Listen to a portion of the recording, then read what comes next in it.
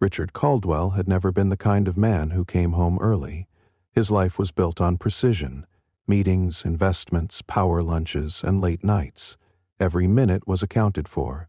Success required sacrifice, and Richard had never questioned the cost. But today, a last-minute cancellation brought him home before sunset, a rare occurrence in the Caldwell household. As he loosened his tie and stepped through the vast marble hallway, something outside the living room's floor-to-ceiling windows caught his eye. Movement. At first he assumed Ethan was misbehaving again, jumping on the couch despite being told not to. But as Richard took a step closer, his brows furrowed. Ethan wasn't playing, he was dancing, and he wasn't alone. Miriam, their housekeeper, stood beside him, barefoot on the polished wood floor, guiding his hands, adjusting his posture, encouraging him to feel the rhythm of the soft music playing from a speaker. Ethan followed her lead with a focus Richard had never seen before. It wasn't just the dancing that stopped Richard in his tracks. It was Ethan's expression. Pure joy.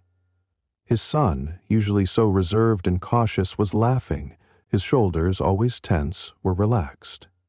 Richard's first instinct was to step in and put an end to this. Dancing had no place in his son's life. But something made him pause. For the first time, he saw his son alive in a way that had nothing to do with the future Richard had mapped out for him, and that unsettled him. Dinner that evening was different. Ethan, normally quiet at the table, was buzzing with excitement. "Dad, did you know Miriam used to be a real dancer? She performed on big stages and everything," he said between bites. Richard's gaze lifted. "Is that so?" His tone was neutral, but curiosity flickered beneath it. Miriam, who was clearing the table, hesitated. "It was a long time ago," she said softly. Ethan, oblivious to the tension, continued. "She showed me this move today, and I actually got it right. Not perfect, but way better than before." Richard studied Miriam. She had worked in their home for years, yet he had never thought about her life beyond her duties. She was just there. Someone who made things run smoothly, not someone with a past. A passion. "You were a dancer?" he asked. Miriam straightened, gripping the dish in her hands. "Yes, ballet and contemporary. I toured for a while." Richard arched a brow. "And now—" There was no malice in his words, but they hung heavy in the air. Miriam nodded. "Life doesn't always go the way you think it will." Richard glanced at Ethan. His son, always careful, always following the rules, now brimming with enthusiasm. And that was what unsettled him most. This wasn't just a phase. The next afternoon, over lunch at the Capitol Grill, Richard sat across from Daniel Whitmore, an old business associate. They talked numbers, investments, opportunities, until Daniel smirked over his drink. "Heard something interesting about your kid." Richard barely looked up from his phone. "Yeah?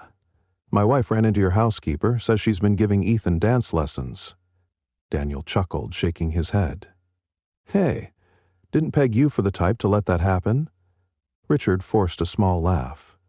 "It's nothing serious, just something he's playing around with." Daniel took a sip of bourbon. "Better hope so. No offense, but you don't want your kid getting too into that kind of thing. Won't exactly help him run Caldwell Investments one day." Richard exhaled slowly, gripping his glass a little tighter. He had known Daniel for years. Their sons went to the same elite school, played the same sports, followed the same carefully paved road to power and influence. Dancing? That wasn't part of the equation. "I'm sure he'll grow out of it," Richard said coolly. Daniel grinned. "Good. Would hate to see the kid waste his time."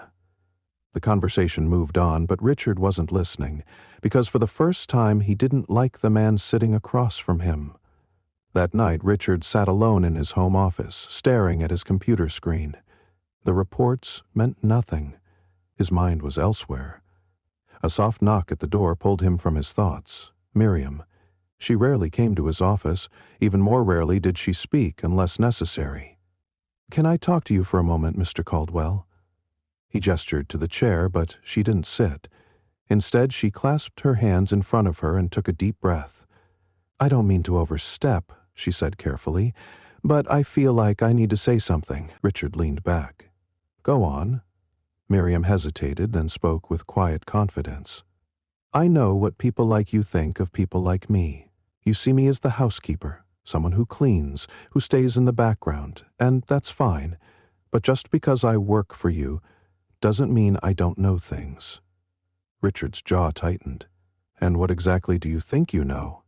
Miriam didn't flinch. I know what it's like to love something, to have a gift, and to be told it doesn't matter because it doesn't fit someone else's vision of success. Richard's fingers tapped against the desk. This isn't about you. She shook her head. No, it's about Ethan. Silence. I see him, Mr. Caldwell, she continued.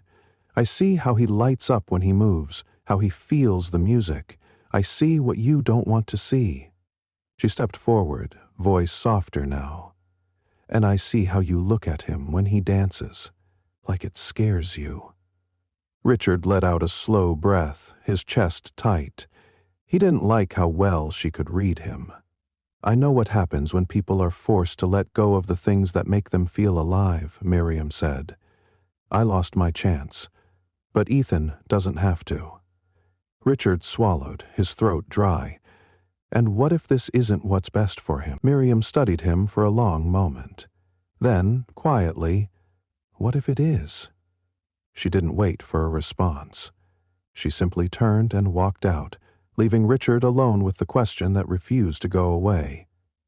The next morning, Richard did something he never did. He cleared his schedule. No meetings, no calls, just time. Time to face what he had been avoiding. He found Ethan in the living room, alone this time. Soft music played in the background as his son moved, repeating the steps Miriam had taught him. His focus was intense, his movements careful yet filled with something Richard struggled to define. Ethan hadn't noticed him yet, and for a moment Richard just watched, really watched. Then their eyes met in the window's reflection. Ethan froze mid-step. I was just practicing, he said quickly, rubbing the back of his neck. I know it's not a big deal, Richard raised a hand, cutting him off. It is a big deal. Ethan blinked. What? Richard stepped forward. You love this, don't you? A hesitant pause, then a nod. Yeah, Richard exhaled slowly. Then, for the first time, he said the words he had never imagined himself saying. Show me. Ethan's eyes widened. Wait, really? Richard nodded. The music started again, and this time, Richard didn't just see his son dancing. He saw his son. Not the careful, controlled boy he had shaped, but someone free, someone confident, someone alive. And suddenly, it didn't matter what Daniel Whitmore thought. Later that evening, Richard found Miriam in the kitchen, washing dishes. He hesitated, then cleared his throat. You were right. She turned slightly, eyebrows raised. About what? He let out a slow breath. About Ethan. About all of it. A small smile touched her lips, but she didn't say, I told you so. She didn't need to. Instead, she asked, So, what are you going to do about it? Richard didn't have all the answers yet, but for the first time he was willing to learn. And maybe, just maybe, that was enough. We often get so caught up in shaping someone's future that we forget to see them for who they are. Richard almost let his own fears and expectations take away something that made his son truly happy. But in the end, he made a choice. To listen, to support, to let go of control. Because sometimes, the best thing we can do for the people we love is step back and let them dance.